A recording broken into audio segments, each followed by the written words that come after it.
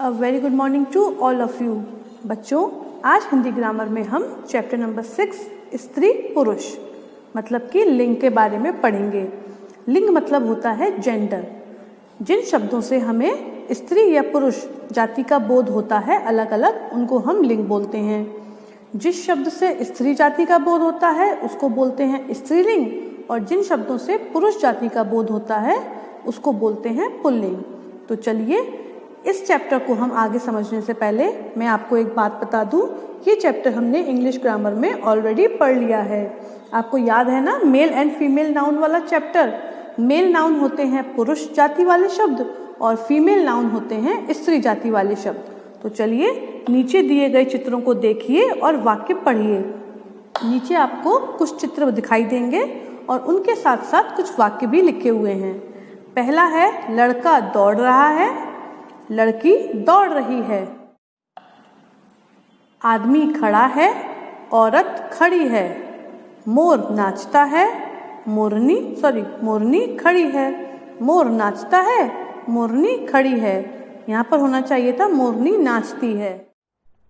ऊपर दिए गए वाक्यों में लड़का, आदमी, मोर जो शब्द हैं वो पुरुष जाति के सूचक हैं। इन शब्दों को सुनकर या पढ़कर हमारे दिमाग में किसकी इमेज आ रही है? हमारे दिमाग में एक आदमी की इमेज आ रही है। उसी प्रकार लड़की, औरत और मोरनी, इन शब्दों को सुनकर हमारे दिमाग में स्त्री जाति की इमेज आती है। तो ये स्त्री जाति के सूचक हैं, मतलब स्त्री जाति के बारे में बताते हैं। शब्द के जिस रूप से उसके स्त्री या पुरुष होने का पता चलता है उसे लिंग कहते हैं।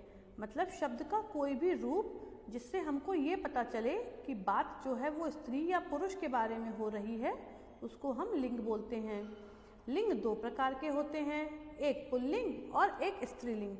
पुरुष जाति का बोध कराने वाले शब्द पुल्लिंग कहलाते हैं और स्त्री जाति का बोध कराने वाले शब्दों को स्त्रीलिंग कहते हैं। तो चलिए, हम देखते हैं कुछ ऐसे शब्द जो पुल्लिंग और स्त्रीलिंग में आते हैं। तो चलिए शुरू करते हैं। फर्स्ट है हमारा छात्र। छात्र जो है वो पुल्लिंग शब्द है और उसका स्त्रीलिंग शब्द है छात्रा। छात्र, छात्रा। अगला है भाई और बहन। आपके दिमाग में भाई शब्द सुन के क्या आता है? एक लड़के का फिगर, आपको एक लड़के की तस्वीर दिखाई देती है, और बहन सुनकर एक लड़की की तस्वीर दिखाई देती है। तो भाई पुल्लिंग है और बहन जो है वो स्त्रीलिंग है। उसी प्रकार हाथी और हथनी।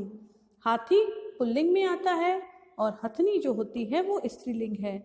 सेम वे मुर्गा, मुर्गी। मुर्गा पुल्लिंग है और मुर्गी स्त्रीलिंग है। बकरा, बकरी। बकरा पुल्लिंग है और बकरी स्त्रीलिंग है। आगे देखते हैं बूढ़ा और बुढ़िया। बूढ़ा सुनकर आपके दिमाग में क्या आता है? एक ज्यादा एज वाला कोई आदमी आपके दिमाग में आता है ना। और बुढ़िया का नाम सुनकर, बुढ़िया शब्द को सुनकर आपके दिमाग में ज्यादा उम्र वाली कोई औरत दिमाग में आती है। तो बूढ़ा स्त्रीलिंग है या पुल्लिंग है? बूढ़ा है पुल्लिंग और बुढ़िया है स्त्रीलिंग। सिमिलरली वर और वधू। वर का मतलब होता है दूल्हा और वधू मतलब होती है दुल्हन। ये वधू यहाँ पर गलत लिखा है, इस पर छोटे ऊ की मात्रा आती है। वर, वधू।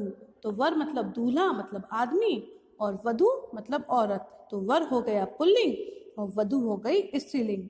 उसी प्रकार नाना और नानी। तो नाना जी का नाम या शब्द सुनकर क्या दिमाग में आता है? कोई आदमी। और नानी शब्द को सुनकर कोई स्त्री।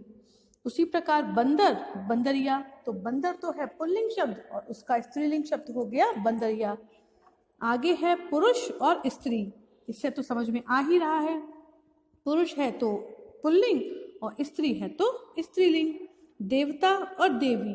देवता, सारे देवता जो होते हैं उनको हम पुल्लिंग जाति में रखते हैं और सारी देवियां जो होती हैं उनको हम स्त्रीलिंग में रखते हैं। लेखक, लेखिका। जो व्यक्ति, जो आदमी किताब लिखता है उसको लेखक बोलते हैं और जो औरत किताब लिखती है उसको लेखिका बोलते हैं। तो लेखक हमारा पुल्लिंग है और लेखिका स्त्रीलिंग। बैल और गाय। बैल हमारा क्या है? बैल है पुल्लिंग और गाय है स्त्रीलिंग। उसी प्रकार अध्यापक, अध्यापिका। गायक, गायिका। आगे देखते हैं हंस। हंस और हंसनी। हंस है पुल्लिंग और हंसनी है स्त्रीलिंग। राजा रानी, राजा पुल्लिंग, रानी स्त्रीलिंग। पति पत्नी, पति पुल्लिंग, पत्नी स्त्रीलिंग। धोबी जो कपड़े धोता है, धोबिन जो कपड़े धोती है। तो धोता है तो पुल्लिंग और धोती है तो स्त्रीलिंग। घोड़ा घोड़ी, घोड़ा है पुल्लिंग और घोड़ी है स्त्रीलिंग।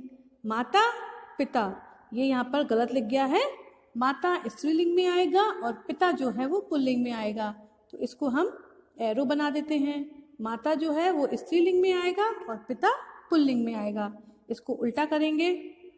आगे देखते हैं चाचा चाची। तो चाचा हमारा पुल्लिंग है और चाची हमारा स्त्रीलिंग है। दादा दादी, मामा मामी, गुड्डा गुड़िया, नौकर नौकरानी। इन सारे शब्दों को सुनकर जब आपके दिमाग में किसी आदमी की इमेज आई तो वो पुल्लिंग है और किसी औरत की इमेज आती है तो वो स्त्रीलिंग है। ऊंट ऊंटनी, मोर मोरनी, चूहा चूहिया, शेर शेरनी। तो ये सारे शब्द पुल्लिंग और स्त्रीलिंग का अलग अलग बोध कराते हैं, इसीलिए इनको हम पुल्लिंग शब्द और स्त्रीलिंग शब्द कहते हैं। और इन दोनों को कंबाइन करके ये लिंग के अंदर आते हैं। जैसा कि मैंने बताया था, लिंग के दो भेद होते हैं, एक पुल्लिंग और एक स्त्रीलिंग। तो जो शब्द सुनकर आपके दिमाग में किसी आदमी की इमेज या छवि आए तो वो पुल्लिंग होते हैं, और अगर किसी औरत की इमेज या छवि आए उसको हम स्त्रीलिंग बोलते हैं। आगे देखते हैं। याद रखिएगा, लिंग में लिंग से किसी वस्तु या प्राणी के स्त्री या पुरुष होने का पता चलता है। जो लिंग होता है, मतलब जिन शब्द को पढ़कर हमें ये लगे कि जो कोई वस्तु या प्राणी है वो स्त्री है या पुरुष, इससे हमको क्या पता चलता है, स्त्री है या पुरुष, उसे हम लिंग कहते हैं। लिंग के दो भेद होते हैं, पुल्लिंग और स्त्रीलिंग। पुरुष जाति की पहचान या बोध कराने वाले शब्द पुल्लिंग होते हैं और स्त्री जाति की पहचान या बोध कराने वाले शब्द स्त्रीलिंग होते हैं। तो अब आपका ओरल जो होमवर्क है वो ये है कि इस चैप्टर में दिए गए सारे लिंग वाले, मतलब पुरुष जाति, पुरुष पुल्लिंग और स्त्रीलिंग शब्दों को आपको याद करना है। ओके, इन सारे शब्दों को आपको अपनी नोटबुक पर लिखना नहीं है, आपको इनको केवल याद करना है और समझना है। तो आज के लिए बस इतना ही। Good bye.